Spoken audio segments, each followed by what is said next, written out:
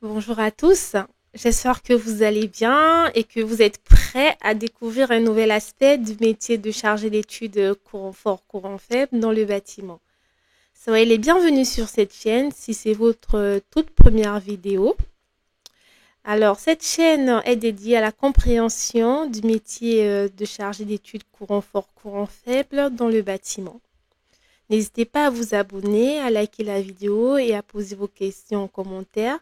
J'ai hâte de discuter avec vous, comme d'habitude. Avant de commencer, je tiens à vous dire que je suis particulièrement contente de réaliser cette vidéo aujourd'hui. J'ai pris un peu de retard à cause de mes engagements professionnels et personnels, mais je suis enfin là et prête à partager avec vous mes connaissances. Et voilà. Donc, merci beaucoup pour votre attention et votre patience.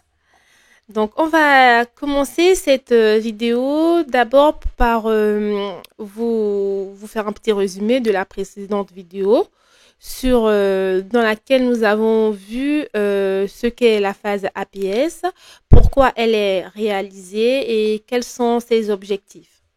Si vous ne l'avez pas encore vue, je vous invite à la regarder pour bien comprendre le contexte. Dans cette présente vidéo, nous allons nous allons nous concentrer sur le déroulement de la phase APS.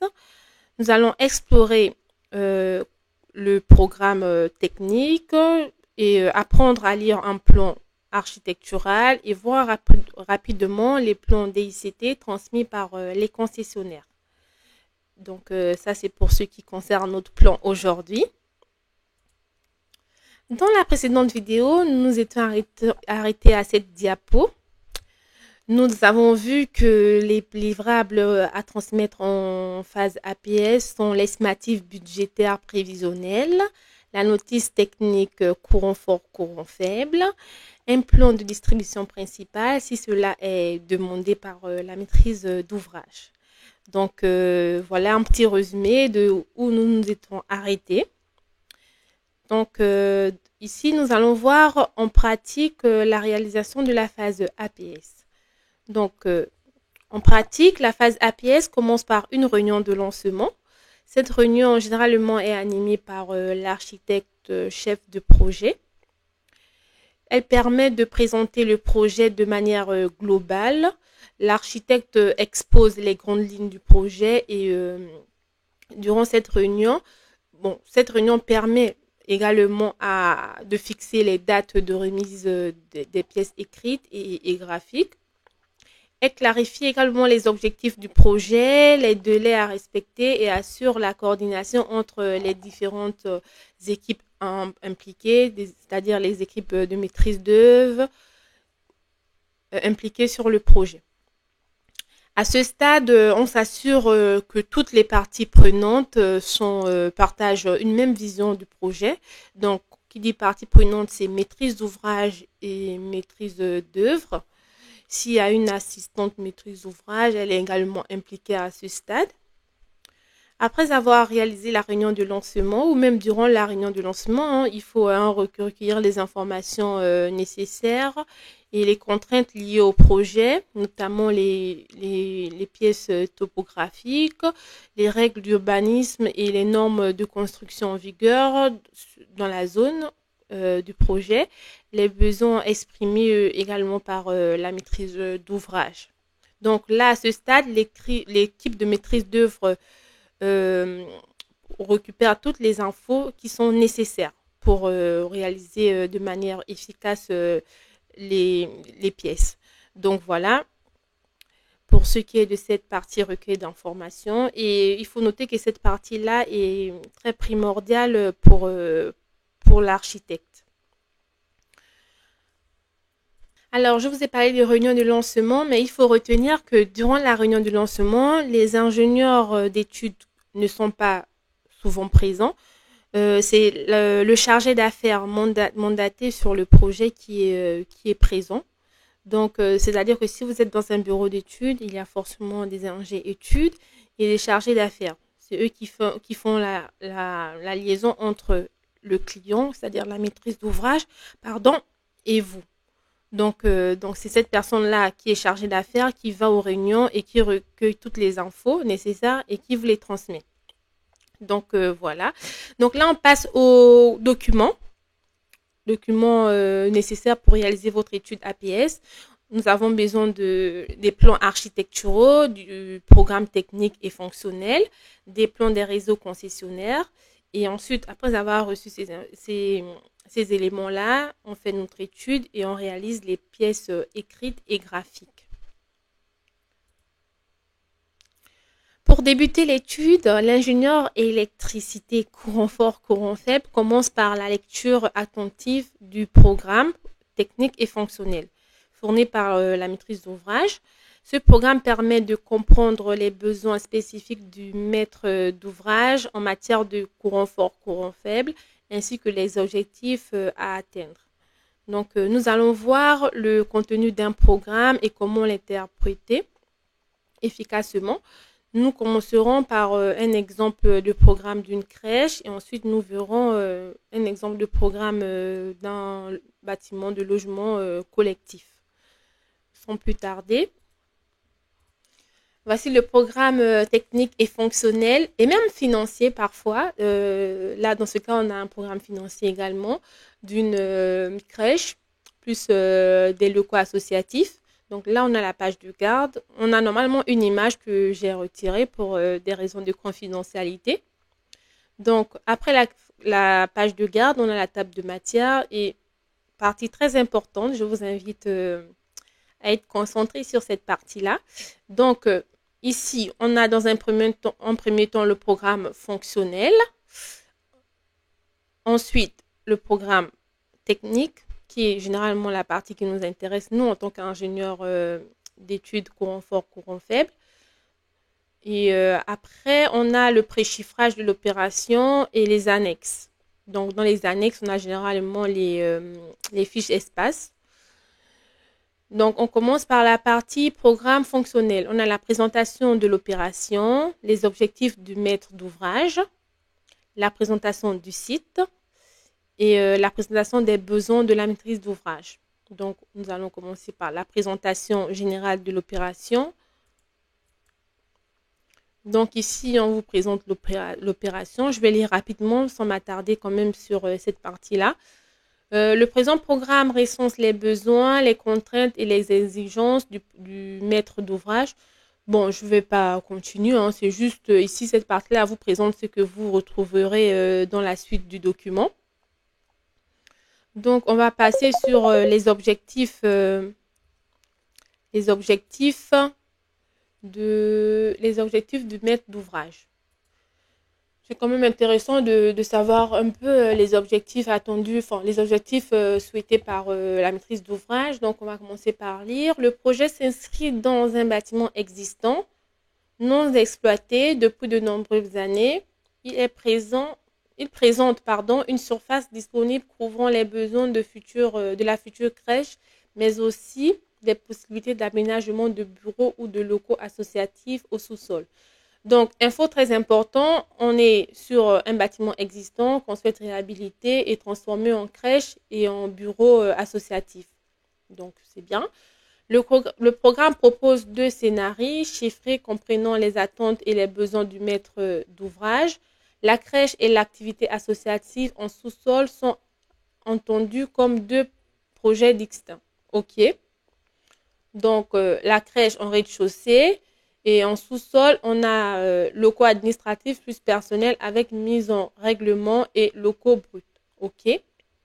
Donc là, on vous explique, c'est bien à savoir. Et cette partie-là est très bien pour comprendre dans quel contexte le projet s'inscrit.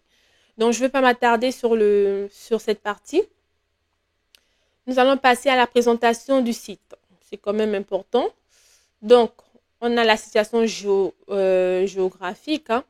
La commune, on dit la commune de, j'ai flouté, est située dans le département à la limite du département en Île-de-France et à quelques kilomètres de Paris. Donc voilà, on vous dit un peu où sera situé le projet. Ensuite, on a le site. il y avait une image, mais je l'ai supprimée. Les caractéristiques et environnement du site, on dit que la parcelle est accessible par le boulevard point. Elle est située dans un secteur qui fait actuellement objet d'une rénovation globale en termes de logement et d'équipements publics. Bon, c'est bon à savoir. Et enfin, les caractéristiques et environnement, bon, on va pas s'attarder, on ne va pas s'attarder sur ça. On va passer à la partie qui nous intéresse plus, le programme technique. Le programme technique, on a les qualités générales des espaces. Bon, ça, c'est pas pour nous. Descriptif technique général des espaces, ça, c'est pour nous. Caractéristiques et dimensionnelles, non. Sol, parois, plafond, non. Menuiserie intérieure, menuiserie extérieure, éclairage naturel, ok. Voilà, électricité courant fort, courant faible. Ça, c'est la partie qui nous intéresse. On va la lire et passer un peu de temps dessus. Donc ici, on a les installations répondent aux règles générales des normes C1300 et C1500. Ok, basique, normal, C1300 pour les hautes tensions et C1500 pour les basses tensions à l'intérieur du bâtiment. Ok, relative aux installations électriques haute tension et basse tension. Tout matériel utilisé possède une estampille de conformité aux normes françaises. Ok, l'ensemble des canalisations et équipements doit être installé de manière que l'on puisse facilement localiser les défauts et remplacer les matériels et conducteurs détériorés. OK? Le niveau d'alimentation découle des travaux d'études du concepteur. OK? Le nombre de circuits doit être adapté selon l'activité de chaque espace. Il sera doublement, notamment pour les salles de classe et les salles d'activité. Ça, c'est basique, c'est courant. Donc, voilà, c'est bon à savoir, hein. Tous les appareillages d'éclairage seront en LED. Ils seront à haut rendement. Ça, c'est important dans le choix de vos équipements lumineux. Donc, faire attention qu'on a bien un rendement supérieur à 75%. Équipé d'optiques performants, munis d'attestations de mesure de rendement. Prévoir l'accessibilité des réflecteurs pour le nettoyage. Ça aussi, c'est important de choisir des luminaires qui sont faciles à nettoyer. Trop coûteuses en fonctionnement, les lampes à incandescent et halogène sont proscrites. Bon, ça c'est connu. Si vous êtes dans le métier, vous savez que on ne prévoit plus des lampes à incandescent ou halogène sur les nouveaux bâtiments. Donc, dans les circulations, les sanitaires, les locaux de rangement seront équipés d'appareillages avec détecteurs de présence. Ça, c'est bon à savoir. Donc, là, vous savez que dans les circulations, vous devrez obligatoirement prévoir des détecteurs de présence. Ça, c'est une bonne info à retenir. Le niveau d'éclairage devra respecter au minimum les valeurs suivantes: hall d'accueil et circulation 20 lux, salle d'éveil, motricité et zen 300 lux. Ça, ce sont les infos bonnes à savoir et à intégrer sur vos CCTP. Et vous devrez, lors de vos études d'éclairement, respecter ces luxes et également les prescrire, les indiquer sur vos CCTP. Donc, le nombre de luxes, en fonction du nombre de... Vous prévoirez le nombre de luminaires pour atteindre les luxes demandés ici. Donc, ça, c'est important et c'est bon à savoir. Alors, le matériel utilisé sont soumis à l'organisme de contrôle avant l'installation. Oui, il y aura un bureau de contrôle qui viendra. Ils devront être couramment utilisés en industrie avec référence matériel normalisé. OK. Sur les éventualités d'un incident, le matériel employé et donc à changer doit permettre une remise en service très rapidement sans intervention de personnel particulier spécialisé. Donc, OK, ça c'est basique. Les luminaires sont commandés par détecteur de présence dans les locaux sanitaires et locaux réserves. Bon, pareil, hein. L'allumage pour les autres locaux est prévu par zone d'activité. Le réseau de prise de courant destiné à l'informatique est spécifique. Le nombre de prises et leur emplacement doit répondre aux besoins des activités et la facilité d'entretien. Les besoins spécifiques sont précisés dans les fiches espace ci-après. Donc, les fiches espace, on en a parlé dans une précédente vidéo. Je ne veux pas m'attarder dessus parce que je ne souhaite pas que la vidéo soit longue. Nous sommes déjà à 15 minutes, donc c'est déjà assez long. On n'en est qu'au milieu de la vidéo. Donc voilà, je ne vais pas m'attarder dessus, mais je vous invite à regarder la vidéo. Je mettrai le lien en descriptif pour vous permettre de facilement trouver la vidéo. Donc voilà. Donc une proposition d'éclairage sera faite à proximité du futur bâtiment permettant d'assurer la qualité et la sécurité des circulations des piétons et d'agrémenter la perception du site depuis l'extérieur. Ça, c'est bon à savoir. Donc, vous savez il faut que vous prévoyez de l'éclairage extérieur à proximité du site. Donc, c'est bien, il faut le noter. Les éclairages extérieurs doivent être réalisés au moyen de sources LED OK. Le flux lumineux devra impérativement être directif pour éviter toute pollution lumineuse. OK. Donc, vous devez prendre en compte ça pour choisir vos luminaires. Donc là, on passe en courant faible. Rapidement. Un réseau de pré-câblage informatique est à prévoir, ainsi que le réseau électrique pour la distribution de courant des prises informatiques. OK. Les alarmes incendie et techniques sont conformes à la réglementation et devront être centralisées dans le bureau de direction, ainsi que l'alarme anti-intrusion.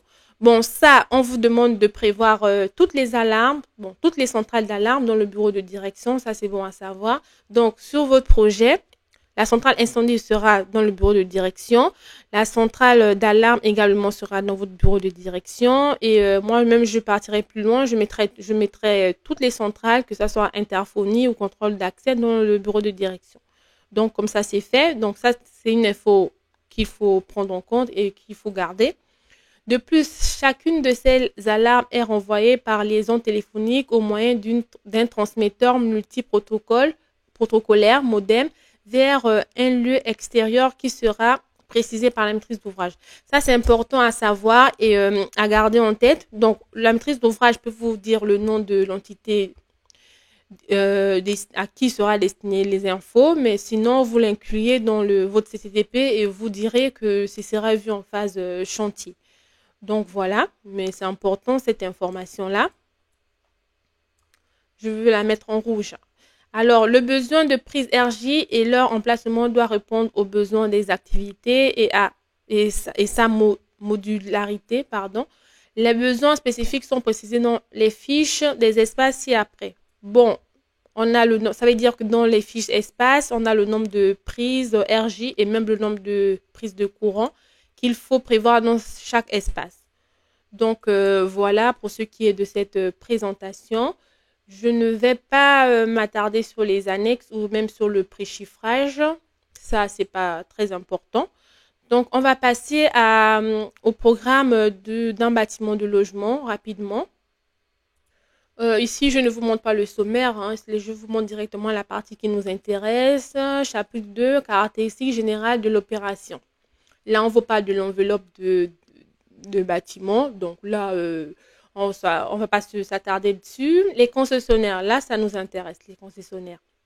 On nous dit, afin de respecter la réglementation mise en place par les services concessionnaires et de rendre conforme le raccordement du projet aux différents réseaux, la maîtrise d'œuvre devra, dès la phase APS, solliciter l'avis des concessionnaires d'électricité, de gaz, d'eau potable, d'assainissement et de télécommunications.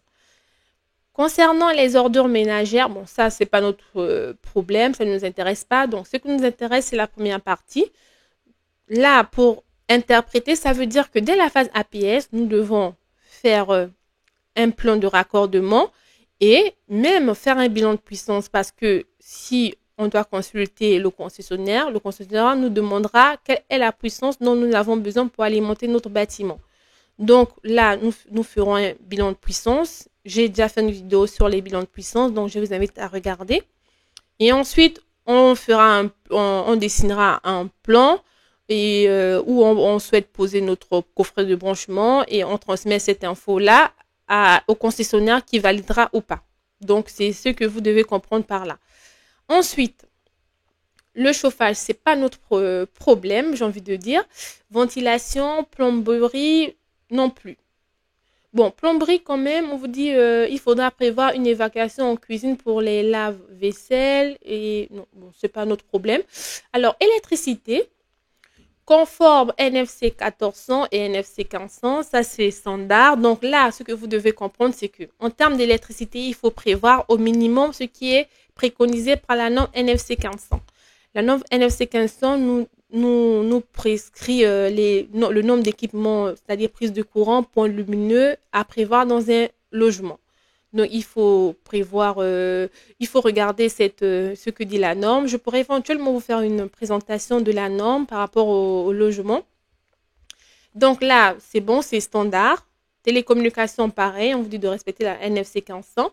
La télévision, on vous dit dans le logement individuel, prévoir la câblerie depuis la prise jusqu'au pignon sur lequel sera prévu un support d'antenne avec main, pardon, mais pas d'antenne. En collectif, l'installation devra être complète, ok. Nombre de prises conforme à la LNFC 1500, parfait. L'installation devra permettre de recevoir l'ensemble des chaînes hertziennes numériques, la TNT, ok. Donc là, on est vraiment sur du standard. Donc, comme on a pu le voir, hein, le deuxième programme était très light, il était moins fourni, mais il était complet. On va dire qu'il était complet parce qu'il nous disait déjà qu'il fallait ce qu'il fallait prévoir subtilement, enfin subtilement non, mais il nous dit de respecter la norme NFC 1500. Donc, on peut travailler tranquillement avec ce programme. Donc voilà, pour conclure, hein, les programmes techniques varient d'un projet à un autre. Certains sont très détaillés, d'autres beaucoup moins. Ce que vous devez retenir en tant qu'ingé CFO CFA, c'est que l'analyse du programme est essentielle pour bien cerner les attentes du projet et d'éviter les erreurs lors de la phase d'étude. Donc voilà, je pense que je vais m'arrêter là je vais m'arrêter sur cette vidéo, enfin sur cette diapo là pour cette vidéo parce que nous sommes déjà à une vingtaine de minutes et faire une autre vidéo pour compléter, ce sera une partie 3.